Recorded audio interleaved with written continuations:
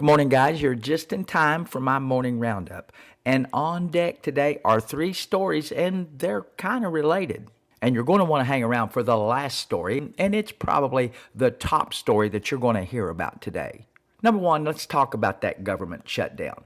In case you didn't know, we are currently in the midst of another government shutdown. And the Democrats are largely responsible for this shutdown, claiming that they will not approve a budget until the president agrees to get rid of or at least control some of their ICE agents. If you don't know, ICE is the agency involved of getting rid of all of the bad guys that are in our country illegally. That government shutdown doesn't really have anything to do with ICE because ICE is already funded for at least the next 2 to 3 years. The only kind of money that this government shutdown is holding up is the money for TSA, that's the travel people, and Homeland Security.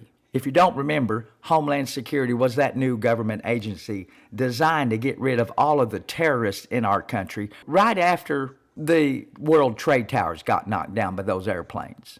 Setting aside the fact I think that Homeland Security is a redundant agency, it seems as though right now, since we have this conflict over there in Iran, that we probably need Homeland Security to help guard us against a lot of sleeper cells, they call them. Those individuals that are already in our country right now that are going to take this opportunity because of our involvement over there in Iran to create havoc and cause death to Americans. So at the end of the day, I don't think this time is the right time for a government shutdown. But what do you think about it?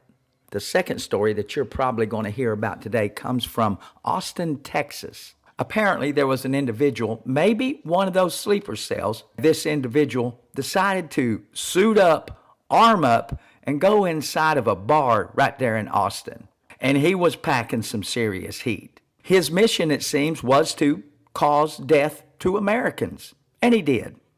He caused death to 3 Americans before local law enforcement caused him to stop breathing.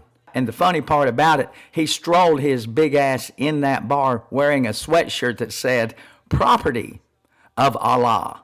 Drop a comment in the box and let me know what you think about this lone sleeper. The third and perhaps the biggest story you're going to hear today is our declaration of war against Iran. In my opinion, this war with Iran is about 50 years too late. We should have done this back during the Jimmy Carter presidency. If you don't remember, back in 1979, a group of Iranians stormed our American embassy and held 65 United States citizens hostage.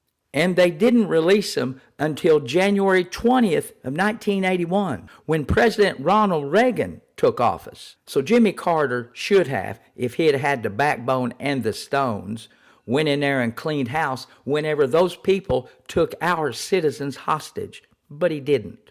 Ronald Reagan also had an opportunity to go to Iran and clean house. If he'd have done that, we wouldn't be sitting here right now doing what we're doing. It seems as though President Donald J. Trump is the only president since 1979 that's had the guts and the balls to do what needed to be done. So I'm going to give President Donald J. Trump a big old golf clap. Thank you, President Trump. We needed it, and the world needed this. But you all go ahead and let me know what you think by doing what you do and dropping a comment in the box. And don't forget to stick around for my live show, which you can catch usually from 7 to 10 in the morning.